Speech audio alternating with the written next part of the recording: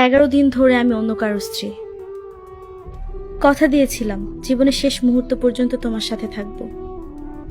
আমার জন্য ভেবো না, স্বামীর সাথে মানিয়ে নেওয়ার চেষ্টা করো। বিবাহ বন্ধন হচ্ছে সবচেয়ে বড় বন্ধন। ভালো থেকো অবন্তী। এত সহজে ক্ষমা করে দেওয়ার জন্য ধন্যবাদ। আমাকে আর কখনো মেসেজ বা কল দিও না।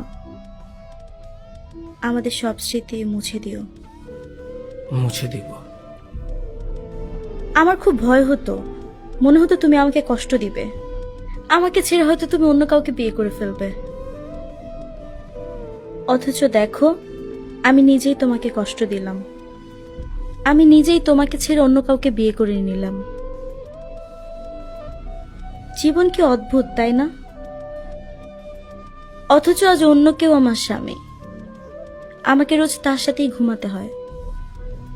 সকালবেলা ঘুম থেকে উঠে প্রতিদিন তার মুখটাই দেখতে হয়। আচ্ছা, মানুষের জীবনটা এমন কেন বলো তো? আমাকে তুমি ক্ষমা করে দাও। যে বাবার চোখের দিকে তাকিয়ে কোনোদিন কথা বলতে পারিনি, সেই বাবা যখন সেদিন অসহায়ের মতো দুটো হাত জোর করে আমার সামনে কান্না করলো, সেদিন তার ভালোবাসার কাছে আমাদের ভালোবাসা হার মেনে গিয়েছিল। তাই আজ 11 দিন ধরে আমি অন্য কারো স্ত্রী। কথা দিয়েছিলাম জীবনের শেষ মুহূর্ত পর্যন্ত তোমার সাথে থাকবো।